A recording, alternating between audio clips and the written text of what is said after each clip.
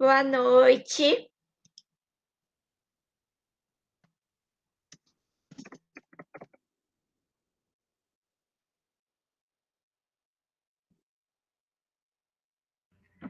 Quanto tempo, prof?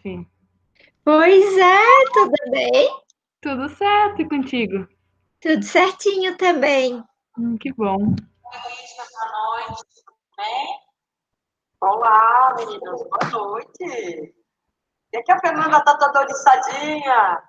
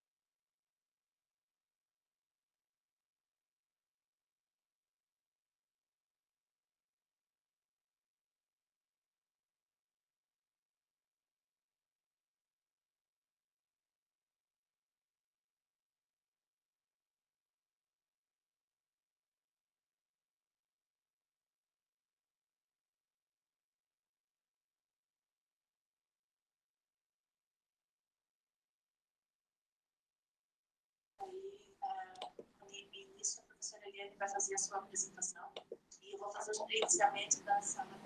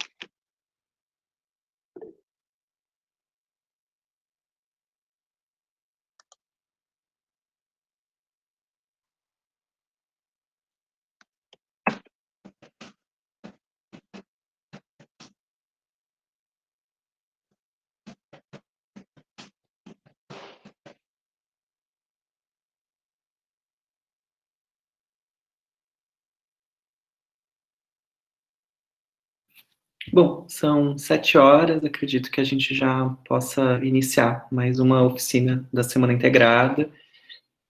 Meu nome é Gustavo, sou professor do curso de Psicologia na UniFeb, e eu e outros 2 estagiários e acadêmicos, Pedro e Maurício, conduziremos e criaremos um pouco desse debate a partir, né, de algumas concepções sobre saúde mental e psicologia.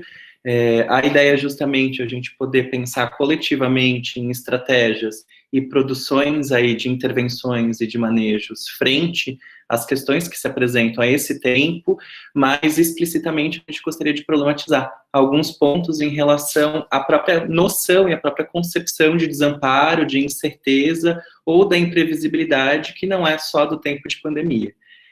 Nesse sentido, eu já começo a localizar de onde partiremos, né, e conceitualmente, o aporte teórico que a gente se sustenta para produzir algum tipo de narrativa e, ao mesmo tempo, algum tipo de inquietação e algum tipo de provocação, e, ao mesmo tempo, já, né, começo dizendo sobre este lugar e sobre a importância desse lugar, na medida que não é só um professor, ou não é um representante aí do conhecimento, deste lugar de garantia, como se, né, a gente pudesse garantir algum tipo de saber, algum tipo de conhecimento a partir de uma titularidade, mas a ideia é justamente a gente pensar coletivamente o quanto este tempo ou o tempo nos atravessa e nos constitui. Então, o Pedro e o Maurício são meus estagiários, essa oficina surge da proposta da gente criar um diálogo daquilo que se vivencia em campo de estágio, enquanto prática e enquanto discussão das supervisões. A oficina, quem sabe, é uma amostra do que ocorre nas orientações e nos diálogos e nas reflexões de sala de aula e de orientação. Então, dito isso, tem uma metáfora do Freud que a psicanálise começa quando uma mulher pede para o Freud se calar e a escutar. Eu acho que é esse justamente o momento quando a gente pode sair de um lugar, né, de saber e se escutar, e escutar o outro, e escutar os atravessamentos que o social tem realizado na nossa história, na nossa vida, no nosso cotidiano.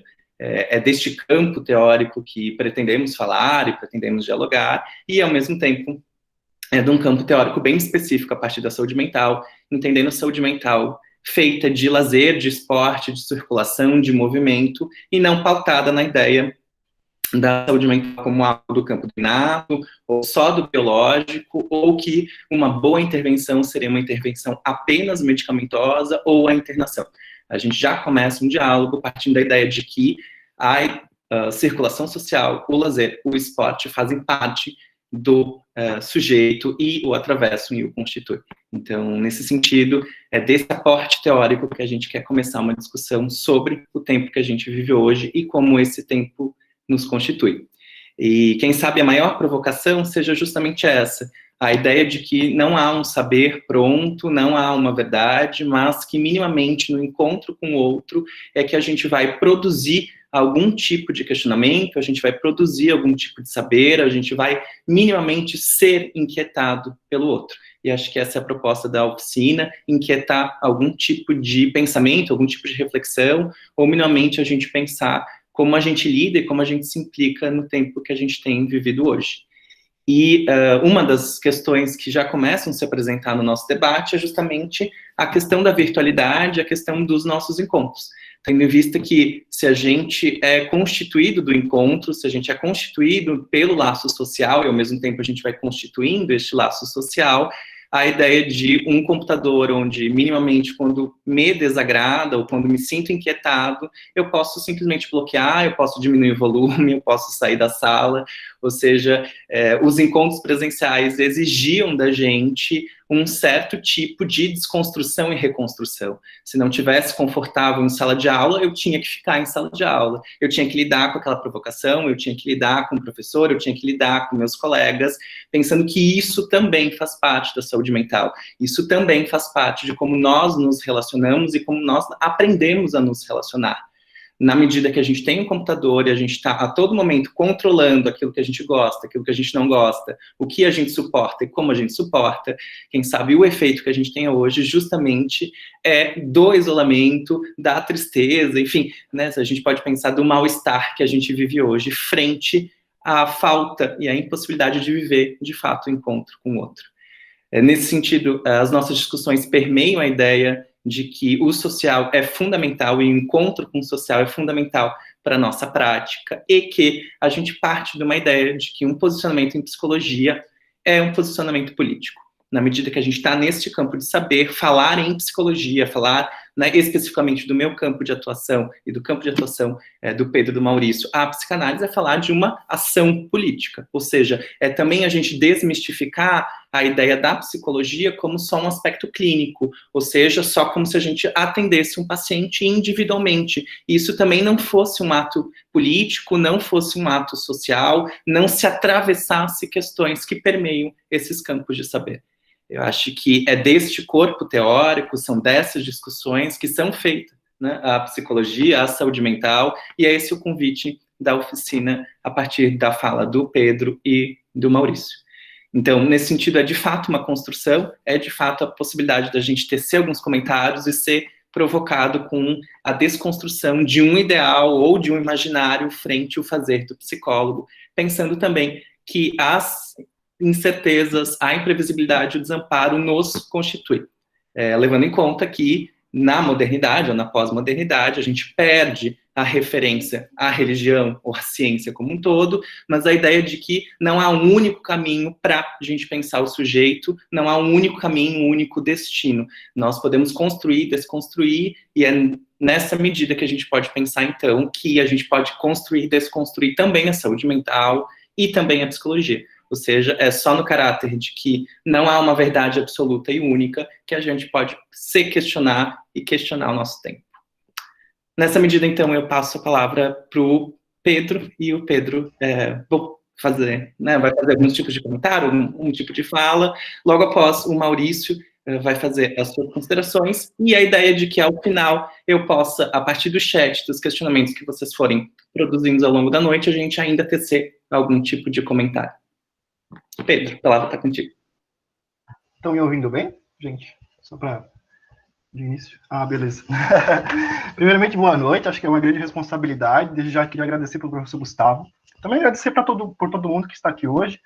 Porque eu acho que essa é uma oportunidade e eu queria já começar falando sobre um pouco disso, assim, sobre esse lugar de onde eu falo e desse lugar que eu sou convidado a falar. Que é um lugar de acadêmico, de estagiário e de alguém que se propõe a estar numa formação em psicologia e tem algumas composições teóricas e um direcionamento para um método psicanalítico. E como é importante a gente ter esse tipo de relação, porque eu me represento enquanto acadêmico estagiário e a pessoa que está me olhando pela tela também sou representado por isso. E como é importante a gente ter na graduação e nesses momentos, nesses encontros, essas possibilidades de diálogo, de construção, de compartilhamento, onde a partir daquilo que é próprio meu, e aquilo que é próprio do outro, a gente consiga minimamente traçar um plano e conversar um pouco sobre aquilo que é próprio do nosso coletivo. Pensando que, bem, nesse mundo, nesse universo de lives, de encontros, de vídeos, bem, o que a gente está fazendo aqui hoje? Que pessoas são essas que estão aqui hoje falando, escutando, e como isso é próprio da nossa universidade, é próprio do nosso curso, e a gente cria também saberes e conhecimentos próprios das nossas relações, né, que por hoje às vezes estão distantes no sentido de local, de geografia, mas que muitas vezes podem estar próximas no sentido de uma formação e de uma classe profissional e de uma ciência, né, que se propõe a produzir questões e aspectos em cima dos aspectos psicológicos. E eu acho que queria começar justamente com isso, assim, tem um autor que eu gosto muito, que é o Byung-Chul Han, é um teórico sul-coreano, e ele tem um livro chamado Sociedade do Cansaço. Depois eu até posso passar aqui no chat. E ele fala nessa sociedade do cansaço alguns aspectos da nossa cultura e das nossas sociedades ocidentais globalizadas, pensando que o mundo inteiro, na parte principalmente ocidental, vem sentido pautado num capitalismo, numa certa lógica econômica, uma certa lógica de produtividade de trabalho.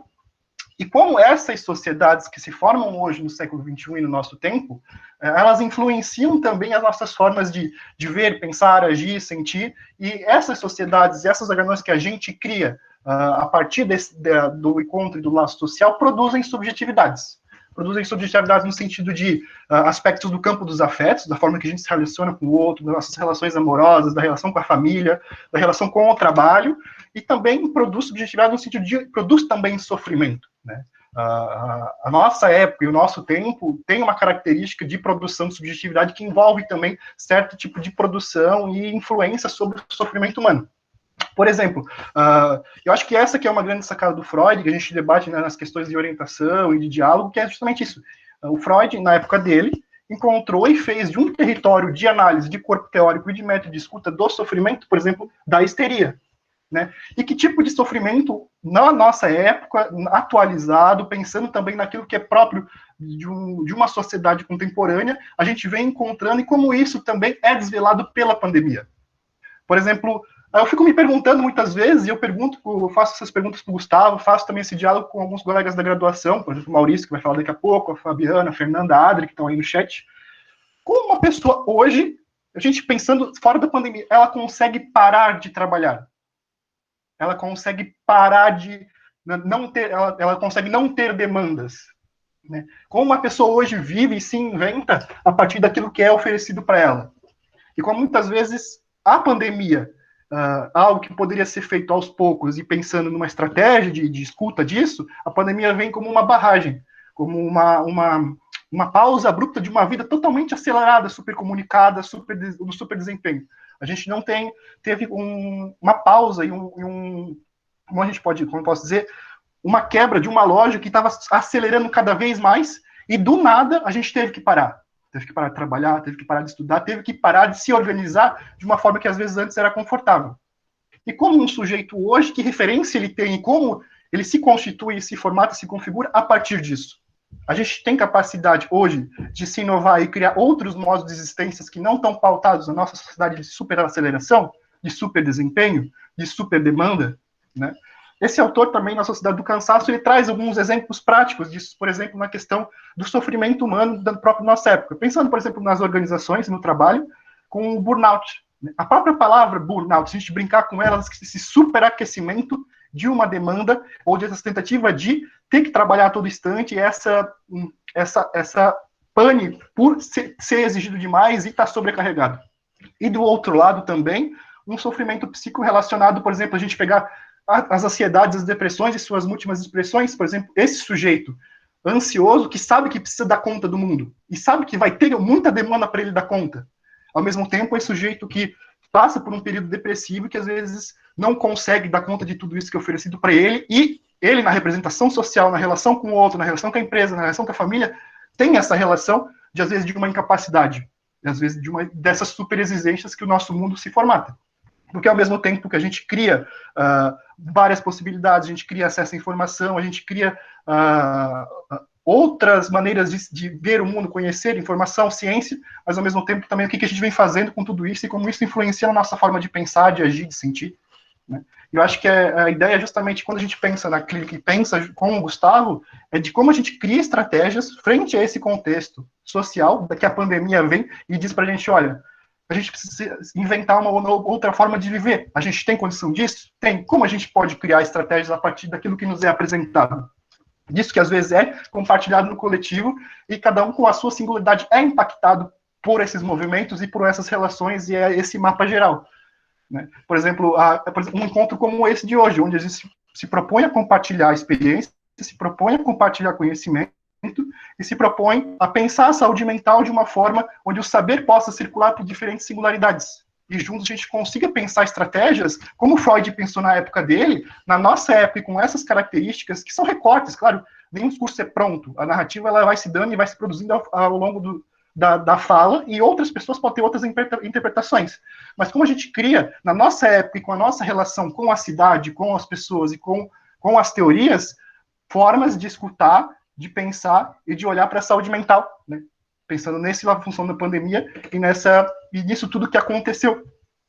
Porque a gente, porém, poderia cair num campo de um senso comum, de falar ao sofrimento psíquico, à saúde mental, danificada porque está todo mundo em casa, né? Porque está todo mundo sem fazer nada, porque eu não posso circular. Mas o que é próprio do nosso campo, da academia, da universidade, como a gente olha e para e pensa para isso? Às vezes está muito mais abrangente, às vezes é muito mais complexo, pensar como tudo isso que aconteceu e essas demandas, por exemplo, de reclamação, às vezes, de uma apatia, de uma dificuldade, de um cansaço frente à pandemia e o distanciamento físico e social, como a gente olha para isso também pensando na produção de subjetividades dos sujeitos, e também, a partir dessa produção de subjetividades de amar também, de campo dos afetos e de sofrimento, a gente pode olhar para o nosso fazer, para o nosso saber e para os nossos métodos que a gente tem de possibilidade de atuar sobre isso, para parar para pensar e criar estratégias. Por exemplo, como eu, o Gustavo e o Maurício fizemos de um grupo de saúde mental, pensando nesses tempos de pandemia de uma forma online, que é o que era possível, que é uma ruptura, que é uma possibilidade frente a essa lógica, pensando nas dificuldades que a pandemia traz e nos sofrimentos que ela causa, mas também nas possibilidades que a nossa época traz, por exemplo, de uma tecnologização, de uma possibilidade de a gente criar outro espaço de escuta e de tratamento que não é uma clínica convencional, que é próprio do nosso tempo e pode ser explorado em suas potências, né? Então, acredito que é um recorte, são vários recortes que depois a gente pode estar jogando. A ideia é justamente impactar um pouco e trazer essas composições teóricas e discussões para depois a gente juntos no chat e em conjunto compartilhar outras visões, outras teorias, outros olhares para isso. Assim. Não sei se eu me fiz claro, se deu tudo certo.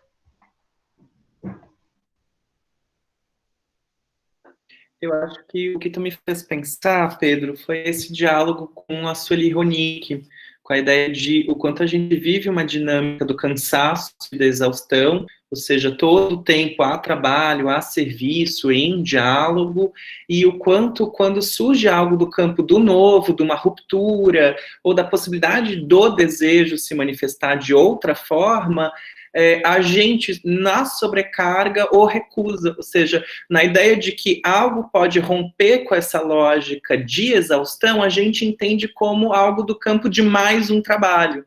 Ou seja, na medida que algo pode atravessar o nosso cotidiano e romper com uma lógica burocrática de viver a vida, nós negamos frente à possibilidade de isso ser mais uma atividade frente às inúmeras atividades que a gente realiza. E quase como se a gente entendesse, então, a ruptura, se a gente entendesse a incerteza e o desamparo só pela via do negativo, só como a impossibilidade, e não entendesse também, por exemplo, a incerteza, a dúvida, o desamparo, as angústias, como uma possibilidade de criação de novos movimentos para responder isso que, bom, ainda não tem uma resposta, ou a resposta que a gente tem não dá conta.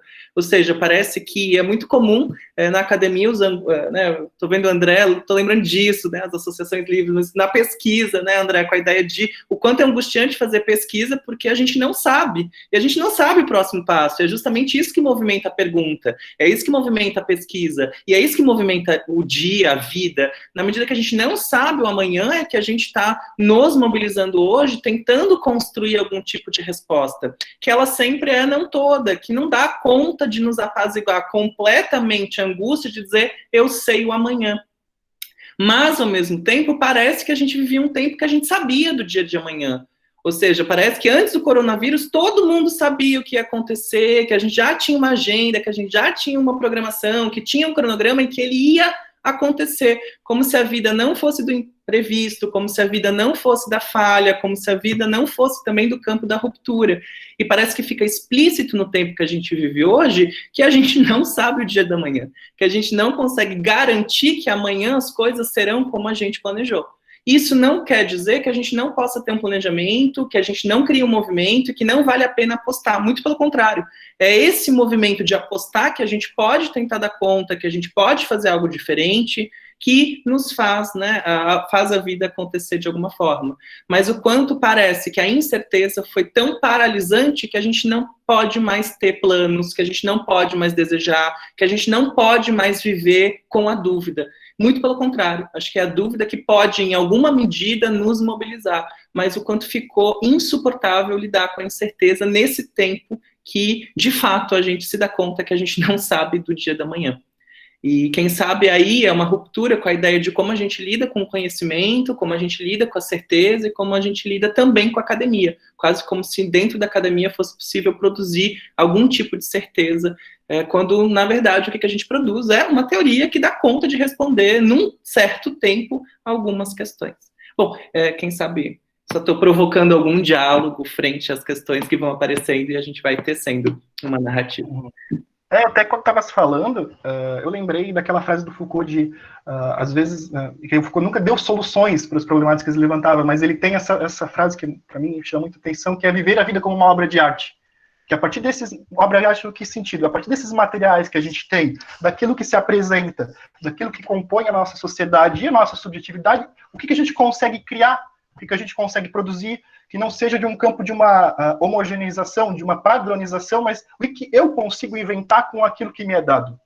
E como isso é um procedimento e um processo de cuidado de si, onde eu olho para as minhas questões, eu olho para as questões que me permeiam e me atravessam, e a partir disso eu crio, eu não repito, eu começo a criar e a pensar a partir daquilo que o meu desejo, onde ele circula, o que ele promove e o que ele é capaz de produzir. Eu acho que é uma fala de potência, pensando numa época onde, a gente está repleto de informação, a gente acorda com propaganda no Instagram, no Facebook, na nossa cara o tempo todo, essa replicação e esse excesso de informação, né, esse excesso por exemplo, na pandemia, esse excesso do outro dentro de casa, e como a gente consegue criar e produzir a partir das nossas questões e das nossas buscas por sentido na vida, por prazer, por uma realização pessoal, enfim, cada um com as suas questões, a nossa própria obra de arte, né? O nosso próprio caminho, nosso próprio percurso, nosso próprio trajeto, que me lembrou muito quando tu vem falando um pouco disso, que a gente já vem falando desde o começo, né?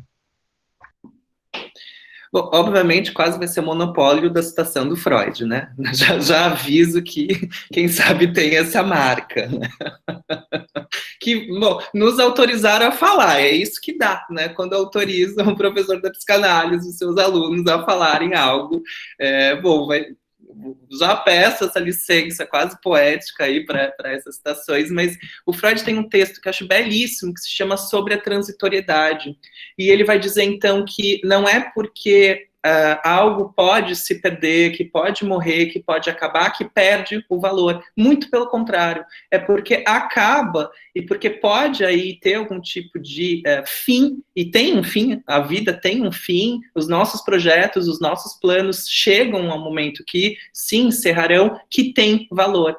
E na medida que ocorre isso, pensando na vida, que é um pouco disso, parece que a gente só investe, ou a gente só pode desejar, ou se a gente só pode fazer algo, porque vai durar para sempre, porque vai ser de fato garantido que amanhã ocorrerá aquilo. Bom, é uma aposta, e acho que o belo e o mais provocativo está em conseguir viver sabendo que é sempre uma aposta e que aquilo que tanto a gente gosta também vai chegar ao fim, né? Pensando nesse movimento de investimento de desejo. Bom, Maurício, por favor. Olá, boa noite. Vou repetir as palavras do meu colega Pedro, né, porque não dá para se apropriar. Agradecer também ao professor Gustavo, aos demais também que estão presentes, né, por essa oportunidade, que, como já falo há muito tempo, eu acho que são essas oportunidades que a gente consegue consolidar aquilo que a gente vê na graduação, né, e aquilo que a gente vem construindo ao longo de todos esses anos, que vem chegando ao fim, mas sem dúvida abre porta para novas oportunidades também. E quando a gente foi convidado a falar um pouco sobre esse tema, eu acho que a primeira coisa que reverbera realmente é a experiência, né? A experiência no sentido de que, bom, estou aqui, estou vivendo, né? É diferente de fazer um trabalho sobre Segunda Guerra Mundial, estando lá e não estando lá. Então, hoje a gente tem esse lugar de fala de um incômodo, de um sofrimento que nos habita, de certa forma. E algo que eu vim percebendo ao longo desses 2 últimos semestres, desde que a gente estava lá no primeiro semestre, fazendo aulas aí também à distância, a partir de abril, se não me engano, acho que foi para esses meados ali, eu já comecei a pensar como, ao longo desses nossos encontros online, e não só dos encontros em aula, mas também outros encontros sociais, né, como a própria rede social passou a ter um papel muito mais significativo nessa, porque antes, talvez, para muitas pessoas, antes era mais algo como, de compartilhamento, começou a ser algo também de contato. Um contato que não é físico, mas um contato que se dá através do virtual. E eu percebi, né, vivenciando, experienciando isso tudo, que a fragilidade, como são frágeis as relações, E pensando nesse conceito, me veio Bauman, né? Seus conceitos de modernidade líquida, esse crítico da pós-modernidade, né? Então, nesse período que a gente vive, e para mim se encaixa, né, muito perfeitamente, assim, para contextualizar, a gente que veio, claro, isso é um trânsito, né, algo que se move, não é um movimento que simplesmente de um dia para o outro surge, que ele começa lá da Revolução Industrial, e hoje foi graças, talvez, aos males que trouxe também, mas também essa tecnologia que foi gerada, propiciada por esse movimento, que a gente tem hoje a possibilidade de nos relacionar em meio virtual, né, sem necessariamente estar presente, estar no mesmo espaço, e assim também preservando a saúde dos envolvidos, né, que eu acho que é muito importante nesse tempo. E ele vai trazer que essa mudança, né, de uma sociedade sólida, de uma modernidade sólida, né, que antigamente são relações sólidas, relações que se constroem, que se constituem durante anos e são feitas para durar, assim como os produtos do capital, né, também era feito para durar, uma coisa que a gente consome, que a gente investe, vamos levar isso para o resto da vida. E aí veio a Segunda Guerra, veio uma série de fatores históricos que influenciaram, a gente começou a entrar nesse período que Bauman citou como modernidade líquida. E, para mim, é um conceito que me ajudou muito a compreender essa fragilidade das relações e, de certa forma, a liquidez delas, né? Então, a gente passa, claro, não dá para deixar de lado essa lógica do consumo que veio junto, né, no passar dos anos, essa lógica capitalista nesse sentido, não necessariamente uma crítica, mas algo que é observado, onde pessoas passaram a ser produto e relações passaram a serem produtos também. Então, hoje, na mídia, a gente acaba, como o Pedro estava falando, o Gustavo também citou isso, quando a gente entra no social, a gente é bombardeado de produto, bombardeado de informação, bombardeado de uma série de emoções que vêm por esse meio do virtual. Inclusive, né, quando a gente está aqui, por exemplo, durante as aulas e a faculdade e tudo mais, a gente, de certa maneira, é convidado para entrar na casa do professor, assim como a gente traz o professor para dentro de casa também. Se a gente citar ainda mais até a gente ri bastante durante as supervisões, né? Até atendimentos e escutas feitas de modo online, como às vezes o próprio paciente leva o terapeuta, né, o psicoterapeuta, para dentro de casa. E como isso é, de certa maneira, invasivo.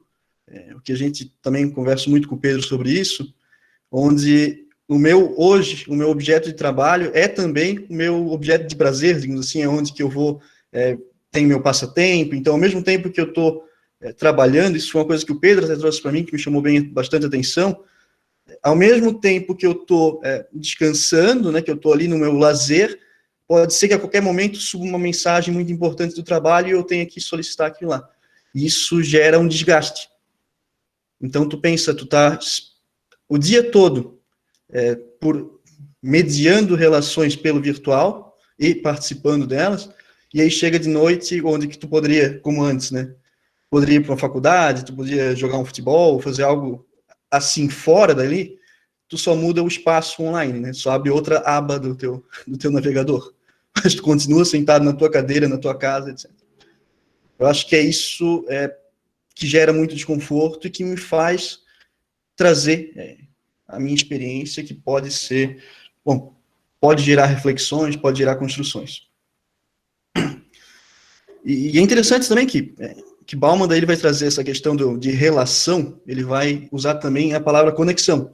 Isso lá se eu não me engano, na década de 90, não lembro de quanto acho que é de 90, se eu não me engano, o livro dele que fala isso.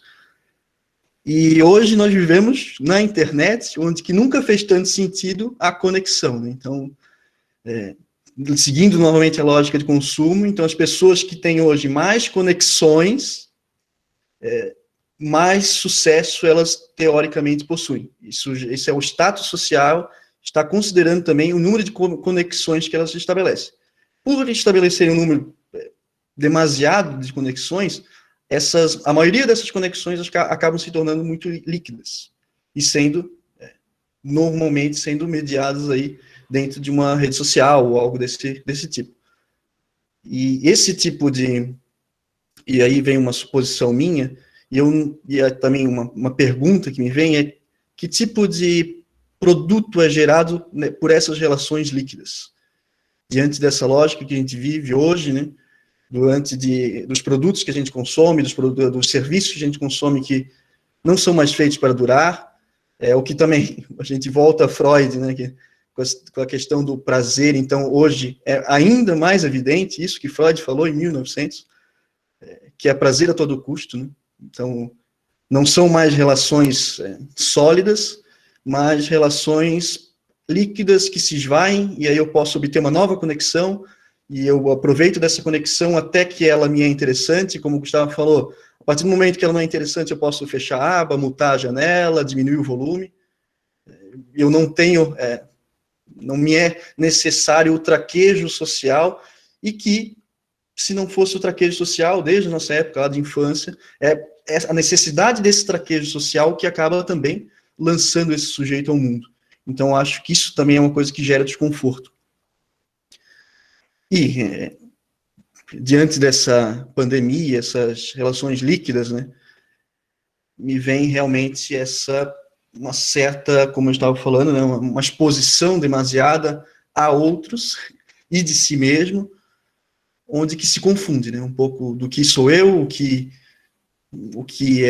me representa, o que não me representa, onde que a gente recebe uma demanda alta no consultório, irá receber ainda, eu acredito que ainda mais, quem sou eu no meio disso tudo, né? Acho que é bem difícil essa questão. E o que me vem também é que, como psicólogos, futuros psicólogos, aí nós temos diversos colegas aí, o nosso compromisso com esse tempo, né? Então, como o Gustavo falou, vem nesse lado da psicanálise, a psicanálise como política, onde nós não temos só uma responsabilidade diante dos pacientes que a gente atende, mas também uma responsabilidade por um tempo que a gente vive. Então, essa é a responsabilidade. E para a gente estar apto é uma coisa que eu vejo, né, que eu experiencio também, que a gente, para estar apto com isso, com esse tempo, para lidar com o sofrimento das outras pessoas, a gente precisa estar assumindo a responsabilidade diante do nosso próprio desconforto.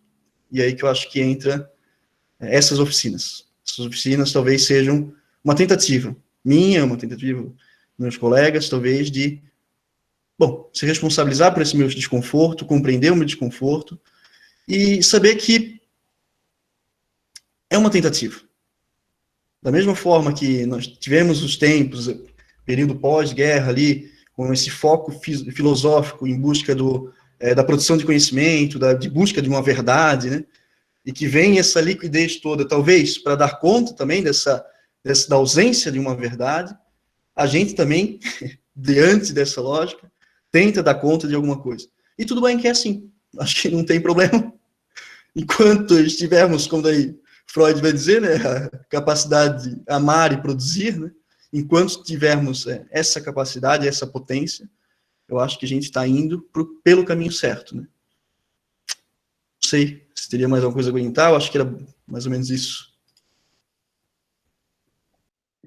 O que me fez pensar, seguindo essa lógica do consumo, que as relações se tornam, é justamente nesses dois polos que parece que a gente debate, que é a educação e a saúde. Ou seja, quando os nossos alunos se tornaram clientes e não mais alunos. Quando a saúde se tornou algo que eu posso consumir, mas não necessariamente a ideia de uma implicação e que o tratamento ou que a aprendizagem envolve o cliente, que envolve esse que demanda algum tipo de serviço. E eu acho que é isso que a gente encontra quando a gente descobre que não é só ligar o laptop, não é só ir à unidade de saúde, não é só agendar e pagar o tratamento, mas há algum tipo de investimento, algum tipo de implicação nesse processo. Porque, se por um lado me parece que o sujeito se encontrou nas incertezas e na angústia de uma vida que não tem uma resposta pronta, por outro lado, nós nos demitimos dessa função. Quase uma demissão de si na responsabilidade de encontrar e construir um caminho próprio para o tempo que a gente vive hoje. Quase como se o tempo inteiro a responsabilidade de encontrar uma resposta para esse tempo fosse dos professores, O que se faz em tempo de pandemia? E como é que é a sala virtual? E as atividades? Bom, a gente é uma turma também, é um diálogo com a turma e a gente vai criar estratégias em parceria, em conjunto, porque adivinha, ninguém sabe o tempo que a gente está vivendo, ninguém passou por isso ainda, mas parece que a coordenação, a Unifeb, os professores tinham que saber. Bom, assim como também nós nos colocamos ao diálogo de vamos construir uma possibilidade. Não é ideia, né, de responsabilizar o aluno, mas são ou também o que a gente vai encontrar na nossa clínica, o paciente que paga e diz, eu te paguei a sessão, eu quero a resposta da minha vida. Como se, de fato, esse sujeito não fosse implicado nessa resposta, ou que, né, de alguma forma, nós teríamos a resposta do que o sujeito poderia ou não fazer para ser feliz. E que não aí teria, de fato, a participação ativa e muito laboriosa numa análise de construir uma resposta. Então, o quanto, de fato, essas relações e o consumismo se atravessam na forma que a gente se relaciona e nos lugares que a gente vai se posicionando. Na medida que a gente se entende como algo a ser oferecido como produto, então eu estou à venda como professor e qualquer, então, aluno que se frustre é minha responsabilidade, quando também o aluno entende como é cliente, estou pagando, não gostei do visual da minha casa, não gostei de como ele fala, não gostei da roupa que ele usa. Diferente de outras profissões, nós somos professores. Né? E há um lugar e há um posicionamento justamente para ocorrer a aprendizagem. E uma aprendizagem não se faz sem angústia, não se faz também sem incerteza, não se faz sem uma noite de choro, porque a prova foi mal e precisa estudar mais. Mas também não se faz sem alegria, sem, né, a vitória aí de terminar um curso, das provas, do que entendeu. Mas há um trabalho, há uma implicação que parece que este tempo, o nosso desconforto nas próprias relações que a gente vive. Ou seja, eu posso não me frustrar, é só desligar o computador. E como eu estou pagando, eu vou passar.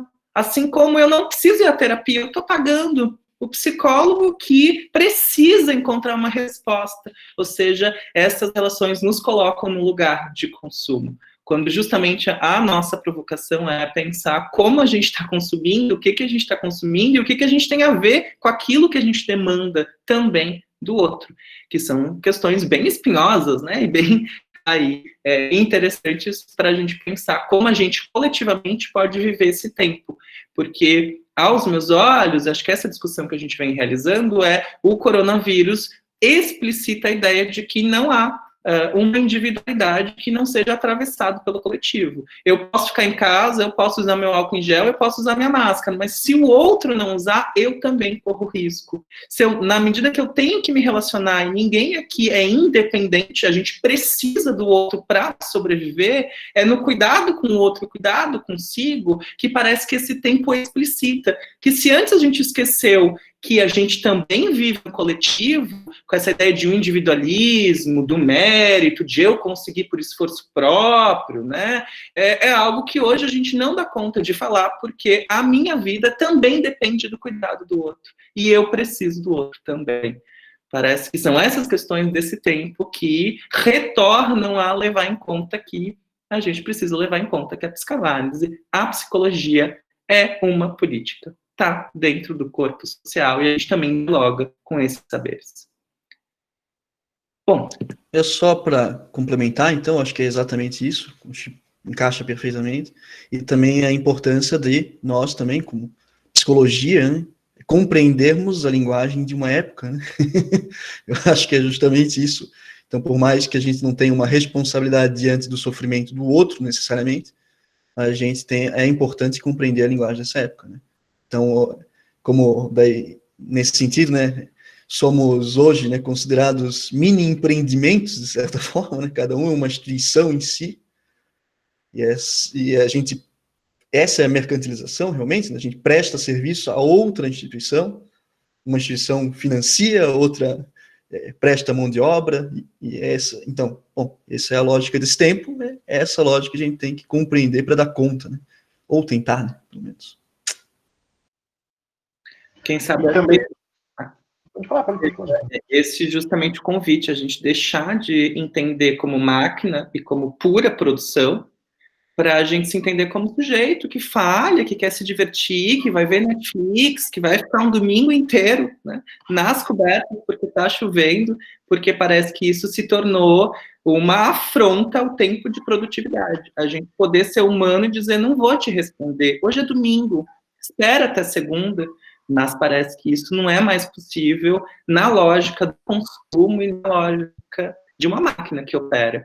Então, sim, de alguma forma, o nosso sofrimento e o sofrimento do outro é da nossa responsabilidade, né? A gente está coletivamente e individualmente, né, no singular, pensando nessas estratégias de intervenção. Inclusive, essa é uma delas. Uhum. Como é importante, porque também é o que o Freud traz no mal-estar da civilização, que sim, às vezes as nossas épocas, as nossas relações e as nossas civilizações, elas são atravessadas por certos mal-estares, né? Por certas dificuldades de existência, por algum tipo de entravamento do sujeito e das questões que ele tem.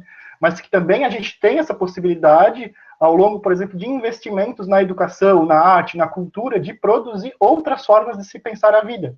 Porque, por exemplo, pensa a educação, a escola, a arte, e questões culturais, expressão de uma coletividade, de um povo, por exemplo, pegando questões culturais do Brasil, e quanto esse investimento nesse tipo de dispositivo também possibilita a circulação de outros discursos, também potencializa os encontros a partir do conhecimento, do debate, da beleza da vida, dos afetos, e como a gente mobilizando todas essas questões a partir de avanços civilizatórios que são próprios da humanidade, que a gente criou ao longo da história, a gente consegue fazer esse motor trabalhar, e esse motor trabalhando nos direcionar e nos mobilizar para outros destinos que às vezes a gente até então não conhecia. E como esse tempo de pandemia, ele dá esse destaque para o nosso mal-estar atual, para o nosso mal-estar contemporâneo, e como a gente, a partir desses investimentos, hoje específico na educação e na psicologia, pode fazer esses motores trabalharem, essas engrenagens se movimentarem a ponto de a gente, bem, com quem está escutando, pensar alguma coisa, se questionar, propor algo, às vezes não aqui, mas nas relações do cotidiano isso reverbera, isso ressoa, e acho que é aí que está a beleza do discurso, da narrativa, e de a gente pensar esses recortes teóricos, essas discussões, para mobilizar justamente isso, fazer trabalhar, fazer pensar, fazer questionar, a partir de um investimento na educação e na psicologia, a ponto de gerar saúde mental. Então, sair um pouco desse determinismo de pensar que a saúde mental ela é determinada por questões específicas, quadradas, engessadas, e olhar para esses outros atravessamentos, essas outras questões, esses outros elementos que compõem a vida, que compõem a nossa subjetividade e que também podem compor as nossas táticas de saúde mental, de promoção de saúde, de escuta do sofrimento, de criação de território para trabalhos psicológicos, por exemplo.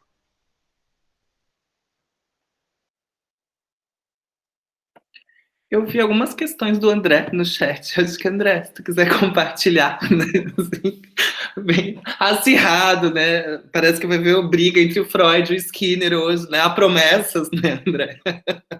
Mas, bom, quem sabe se quiser fazer um comentário e a gente poder dialogar em conjunto, acho que pode ser ótimo. Eu não vim para brigar com ninguém hoje, não tem isso não.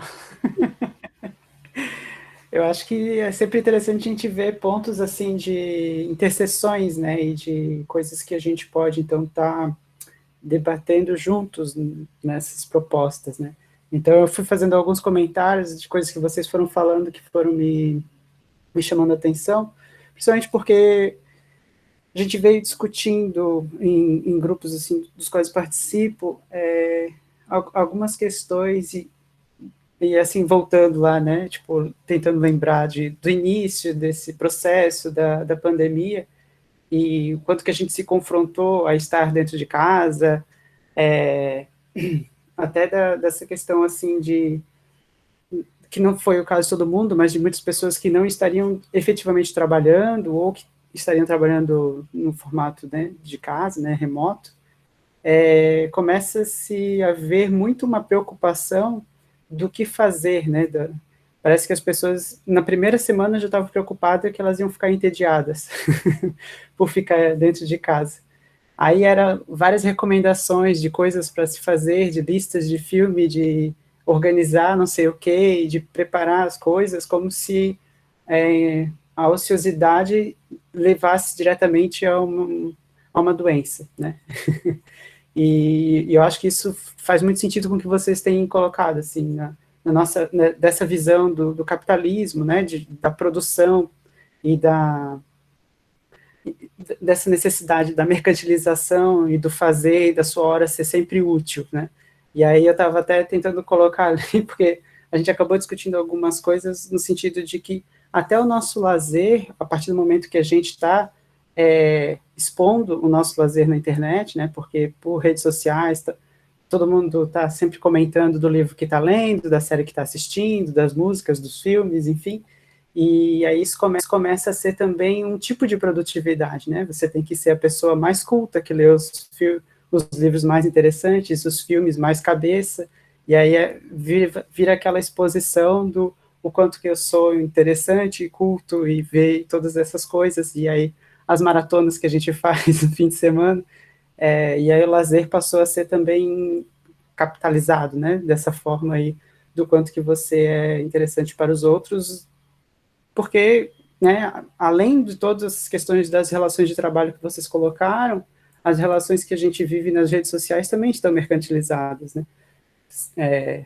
Você virou um produto na rede social que tem que gerar engajamento, enfim. Isso me atravessou nessas discussões.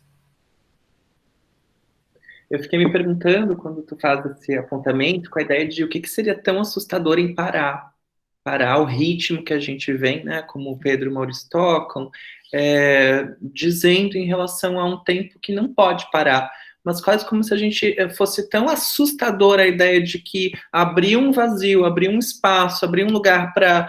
E o que eu faço com esse tempo onde não é produtivo? Parece ser muito assustador, ao ponto da gente, em casa, em tempo de pandemia, também não parar. Ou seja, eu tenho que viabilizar uma forma de trabalho, de lazer, de esporte, de educação, de toda a minha vida, mesmo num momento que seja impossível a circulação. Por um lado, a gente, então, encontra negação, como já escutei de alguns vizinhos aqui, que o coronavírus não existe, né? É uma mentira, a Globo é uma mentira, né? Como se fosse, né, algo desse campo, e que você já deve ter escutado em algum momento. Ou também quase como a negação de, mas tantas mortes por dia ainda são consideráveis. Agora, como se a gente fosse só um dado estatístico de como se a gente estivesse na linha, então tudo bem morrerem tantas pessoas, porque isso é previsível, mas a gente esquece que essa pessoa é uma história, pode ser um familiar, pode ser inclusive a gente, né? Ou seja, um pouco dessa negação desse espaço e desse lugar da incerteza e da dúvida, que a gente não consegue lidar porque parece que a gente, né, de alguma forma, nos defrontaríamos com um vazio de a gente não sabe a resposta. E a gente não consegue viver um tempo onde a gente não saiba a resposta. Essa impossibilidade de viver na falta, que é justamente para a gente o que nos mobiliza. Na medida que eu não sei, eu posso criar estratégias, eu posso criar mecanismos, eu posso criar uma dinâmica de criação de uma resposta. Para a gente, provisória, obviamente. Mas o quanto a gente tomou as respostas provisórias de uma vida como verdades absolutas e que elas não podem ser alteradas. Quem sabe a maior provocação do coronavírus é que a gente não tenha as respostas absolutas, mas que a gente possa criar outras, né?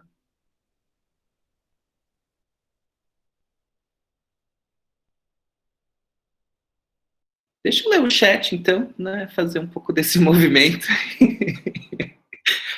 Eu brinco um pouco com meus alunos que eu virei quase o Robocop gay, assim, né? Porque é um pouco fala, me escuto, me vejo e ainda leio o chat. Realmente o professor, ele criou muitas habilidades nesse tempo de pandemia, né? Que é um momento bem esquizofrênico de muitas informações ao tempo inteiro. Vamos lá. Pode falar? Por favor, tudo isso que vocês falaram, né, me remeteu a uma fala do Christian Dunker, onde ele dizia o seguinte, que se fala tanto, né, em agora vamos parar de trabalhar, ficar em casa, e toda essa preocupação de o tempo, como é que vai ficar, de produção, de não ociosidade, mas, de contrapartida também, ele olha para aquelas pessoas que estavam em sofrimento, tendo que todo dia ir para o trabalho, enfrentar, às vezes, um local que tu não está querendo, né, e ter que estar sorridente, ter que estar feliz, e ter que fazer que está tudo bem, quando não está tudo bem, e muitos compromissos sociais, que tu te obriga a ir, porque a sociedade te cobra que tu esteja sempre muito atuante, muito participativo, enfim, e as pessoas às vezes estão simplesmente querendo ficar um pouco sozinhas, ficar em casa mesmo. E até ele fez uma colocação que eu achei muito interessante, eu nunca tinha parado para pensar nisso, que eles que quando se vai numa entrevista de trabalho, a única coisa que tu não pode falar, que tu já é instruído, é que tu às vezes gosta de ficar sozinho, que tu não é tão sociável, né? Que tu não é tão divertido, que tu não é tão animado, né? Que tu não é tão espontâneo e que tu não tem todas essas qualidades que muitos esperam de ti, né? E essa pandemia, no meu ver, ela serviu para isso. Dá para ficar em casa. Não é porque a pessoa é depressiva, é porque ela quer ficar um pouco sozinha, ela quer ficar um pouco no ambiente dela, ela quer ficar um pouco com ela mesma, né? E eu achei muito bonito isso. Eu acho que, de certa forma, é meio libertador, porque muitas vezes se olha para o Instagram, se vê todo mundo tão feliz, em lugares tão bonitos, com eventos tão especiais, e tu tá no sábado à noite em casa, no teu sofá, assistindo um Netflix. Daí, para-se para pensar, poxa, mas meu Deus, eu tô caidinho, né, no negócio, né? Olha só como as pessoas estão sempre dispostas, uma hora elas estão aqui, uma hora elas estão comendo isso, uma hora elas estão fazendo aquilo, uma hora... E tanto, e tanto, e tanto, e tanto. Daí, se tu não tem essa vontade, ou mesmo que tu não tenha toda essa possibilidade, né, gera um certo sofrimento. E, às vezes, simplesmente a pessoa realmente gosta de ficar sozinha, mas... E como vocês falaram, é um bombardeio de informação, é tantas coisas, e essa fala dele, assim, eu achei muito interessante, que, para concluir, que ele queria dizer o seguinte, que a pessoa, às vezes, que quer ficar um pouco em casa, que quer ficar um pouco isolada, não necessariamente ela está depressiva, né? E, às vezes, quando ela está em muitos eventos, ela também pode estar em sofrimento, porque ela tem que estar sendo alguém que ela não é. Só queria contribuir, achei muito boa a fala de todos vocês. Interessante, parece que é isso, né? Que é justamente um tempo onde a gente, e a Mariana comenta isso, que a gente é obrigado a gostar da nossa companhia, quase como se a gente parasse de fazer tantas coisas o tempo inteiro e tivesse que se haver com questões que também o tempo inteiro viram ato e viram sofrimento nesse tempo onde tudo é tão belo e tudo é tão bom, que eu realmente não posso parar de produzir, porque senão eu vou ter que me haver com um lado que não é bom, que é chato, que é desgastante, que é terrível. E fiquei pensando nessa frase, que é cabeça vazia, oficina do diabo, né? E às vezes, às vezes o diabo na cabeça não é tão ruim, né? No sentido de nos provocar outros pensamentos de outra forma, de outro lugar. Quase como se já tivesse um imperativo de o tempo inteiro ter que ser esse cidadão do bem, que gosta das coisas boas, do belo, e que a gente não pudesse em nenhum momento se haver com algum outro tipo de pensamento. Quase como daí retorna um pouco, né? Acho que estou me tornando repetitivo, mas a ideia de essa máquina, né? Que só faz e só produz, mas que não pode se haver com algo que não é do campo do esperado socialmente, inclusive na intimidade. Nem na minha intimidade, nem nos meus pensamentos eu posso admitir que eu tenha alguma falha, alguma tristeza, alguma questão ou algum tipo de outro diabo, né? Que é o que o André falou, né? O melhor livro, a série e tudo aquilo que todo mundo está fazendo e, pô, eu não sei nem o que é, porque eu não me dei conta, porque eu não vi, porque eu não conheço, porque eu não sei, e acaba gerando uma angústia e deixando a pessoa se sentir diminuída, às vezes, porque não consegue acompanhar esse ritmo todo tão frenético, né? E particularmente o que me faz pensar isso, assim, esse luto, porque parece que o tempo inteiro a gente tem que produzir, no segundo dia do coronavírus, artigos sobre o coronavírus. A gente nem deixou de viver um tempo, a gente nem conseguiu viver, sentir, ser atravessado, sofrer, chorar pelas aulas que a gente não tinha, pela vida que a gente não tem mais, e já se começou uma teorização sobre um tempo que a gente nem terminou. No segundo dia eu vi já publicações de revisões, e eu pensei, mas que boa, né? Porque é revisão de absolutamente nada, porque não se produziu nada nesse tempo. Bom, né? Provocações, mas Isso, né? Produção. Parece que esse é o tempo, né? A gente não consegue fugir dele nem dentro de casa. E é interessante da fala da Adriana, e acho que a Maria Margarida também traz no chat, que é esses dois lados. Eu acho que também o que a fala da Adriana traz é que às vezes sai um pouco dessa binaridade, né? Ao mesmo tempo que tem essa superprodução, essa supercomunicação, esse super desempenho, ele gera sofrimento, às vezes gera essa relação que a gente está falando, mas também pode, esse mesmo estilo de vida, que é próprio da nossa época, também pode gerar potência, pode gerar outras estratégias, pode gerar vida. Né? As sociedades do passado não tinham suas questões, suas múltiplas questões, e provavelmente as sociedades do futuro também terão. Né? E eu acho que esse movimento que a Adriana traz, e que alinha com a nossa fala, é justamente isso. Acho que o Foucault fazia muito disso, de descrever um tempo, e as multiplicidades e todos esses movimentos desse tempo, seja no campo dos afetos, seja no campo dos sofrimentos, seja no campo do trabalho, da economia, do jurídico, enfim, desse saber que é plural, não é único e não é todo, mas que é plural e sempre está a se fazer. Né? Então, é isso que me chamou a atenção também na fala da Adriana e também com o que a Maria Margarida traz no chat, sabe? E essa fala do Pedro também me remeteu a outra situação. Os filósofos, eles produziam muito, né? Mas eles também se isolavam muito. Eles tinham o momento dele, né? Eles produziam saber, mas olhando às vezes para si mesmo, né? Olhando para o nada, a ociosidade, né? Que tanto se falava, o ócio, que tanto se falava na Grécia, esse ócio que hoje parece que as pessoas têm medo desse ócio. E eu quero só levantar, acho que essa questão que o André traz, que sim, acho que ficou insuportável pensar na produção do conhecimento quando o nosso material é a incerteza e é a dúvida. Ficou insuportável produzir ou pensar num caminho que a gente não sabe o próximo passo, a gente vai construir ele. E acho que é isso que tem, esse é o tempo que a gente vive hoje, quase das certezas absolutas, e produzir ciência, produzir conhecimento é ter dúvida, não, justamente é retirar e ser retirado do campo da certeza. E o quanto parece que um campo de consumo e o campo da produção não existe espaço para dúvida. E parece que é o tempo que a gente vem discutindo justamente, né, o tempo inteiro dizendo sobre a impossibilidade de progredir, ou de se rever, ou de transformação, na medida que a gente não tem dúvida nem certeza. Mais um questionamento vem à tona nesse momento, né? O que é produzir, afinal, né? A gente atrela aí, para ver como a gente está tão inserido nessa lógica, né, que a gente atrela o sentido de produzir como algo que traz retorno, e esse retorno é capital, é financeiro. Então, às vezes, ficar em casa assistindo uma série é promoção, é produção de saúde mental, em muitos casos, é produção em outros aspectos, não deixa de ser improdutivo um sujeito que, às vezes, escolhe ficar em casa e escolhe, hoje eu vou acordar um pouco mais tarde.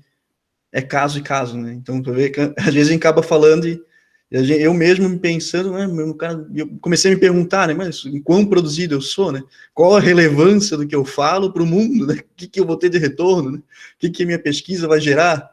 Então, é como tu fala, né? 2 dias depois, estava todo mundo desesperado por respostas diante de um coronavírus, dentro de uma lógica de mercado, perfeito. Quem produzir primeiro, venderá mais, sairá na frente, mas não é necessariamente isso, porque aí se faz uma produção o quê? Descartável. Uma produção que talvez sirva para os próximos 2, 3 dias, mas depois surgirá uma nova que contemplará tudo que aquela mais um pouco, e assim vai, né? Não se dá o tempo, né? E aí entra um pouco dessa competitividade também, que se eu não produzir hoje, amanhã já tem alguém que vai produzir por mim, e aí fica essa angústia que gera, né? Também sinônimo de sofrimento, né?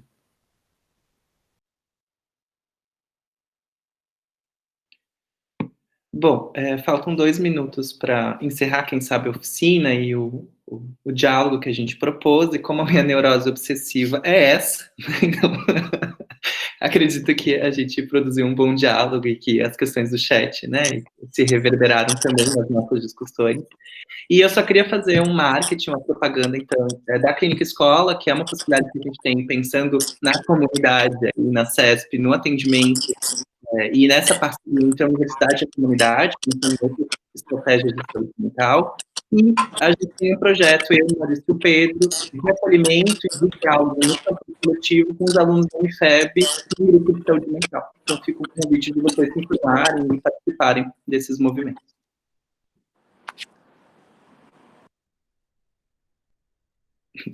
Ademir, você quer falar algo?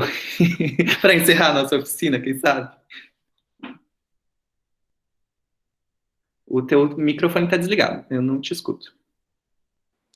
Eu gostaria de agradecer vocês por terem aceito o desafio, né? Sem receita, né? Talvez vocês sejam mais preocupados ainda em produzir, por isso que foram escolhidos. Né? Mais neuróticos nesse sentido. Né? Mas dizer para vocês que ficamos felizes, né, com o aceite de vocês, né? E que bom, foi muito bacana poder ouvi-los, né? E eu acho que essa questão, né? Eu aprendi muito, por exemplo, nesse tempo aí de ficar sozinho, né? Porque eu fiquei literalmente sozinho, né? E eu tinha medo da solidão antes, tá? Eu tinha medo da solidão, né? E eu aprendi a me amar sozinho, né? E como é bom, sabe? Poder ter o controle da televisão na minha mão, poder ler a hora que eu quisesse, né? Poder produzir algo que a visão dos outros é produtivo ou, né? Que não necessariamente a gente... Eu tinha um problema sério de lidar com a culpa, né? Eu estava fazendo meditação, era como se fosse fazer nada, né? Então, o que é isso? Né? Então, havia uma cobrança, claro, não minha, né? Mas do contexto em cima de mim, né?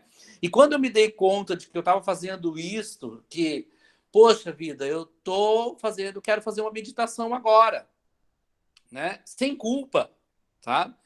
Como disse a Adriana, é libertador, né? E como é libertador isso? A gente poder fazer escolhas, né?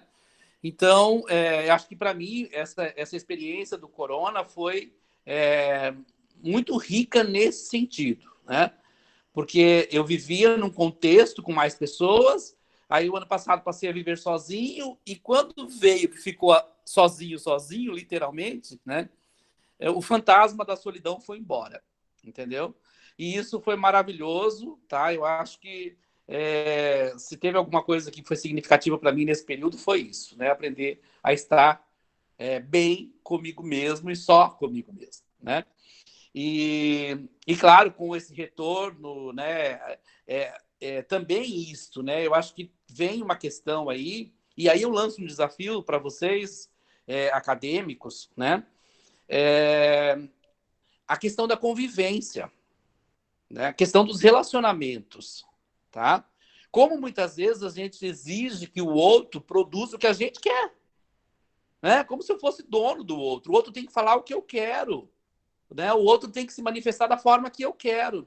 E a gente viu ontem na fala aliás, antes de ontem, na fala dos nossos egressos, como é importante a gente aprender a trabalhar em equipe.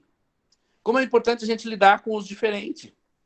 Né? Aquilo que para mim pode não ser produção, para o outro é.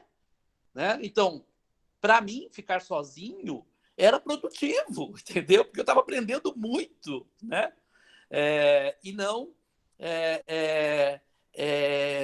tendo que necessariamente fazer a vontade do outro, né? Então, eu penso que é importante a gente fazer essa reflexão, né? Quantas vezes que a gente lida com conflitos, por exemplo, em sala de aula, de convivência, de relacionamentos, né? E por conta disso, eu achar que o certo é o que eu penso, é o que eu produzo, é o meu jeito de fazer, é o meu, né? E querer impor isso para os demais, tá? E eu queria fazer um adendo, já fugindo um pouquinho do assunto, mas que eu acho que é muito importante a gente pensar que amanhã, gente, no ambiente de trabalho, eu posso ter como chefe o meu inimigo de sala de aula. tá? Que amanhã um colega meu vai estar na empresa e vai precisar de um psicólogo e vai me indicar ou não. Depende muito dos nossos relacionamentos, tá? Então, pense um pouquinho nisso, nas relações, né? Nos grupos, nas convivências, né? Às vezes eu exijo tanto de mim e quero exigir tanto do outro, né? E considero o outro totalmente errado, né? Daqui a pouco eu vou passar num concurso e esse colega passa e nós estamos trabalhando juntos e um nem olha para a cara do outro, né? Para não saber, porque não sabe lidar com as diferenças, né? Então, eu só queria fazer esse adendo para a gente fazer uma reflexão, tá? Linkando um pouquinho com o que nós tivemos antes de ontem, tá? Obrigado mais uma vez, Gustavo, você sempre prestativo, né?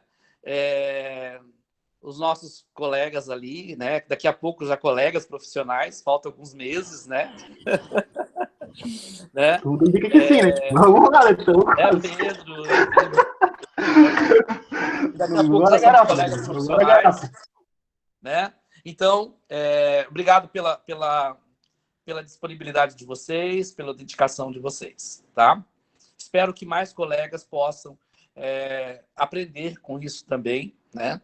E estar dispostos aí para os novos desafios, tá? Obrigado.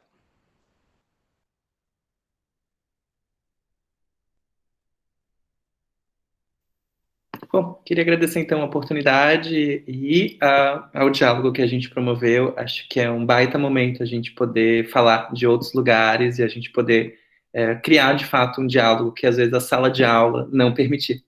Quem sabe agora a gente possa de fato criar outros diálogos e pensar nesses atravessamentos.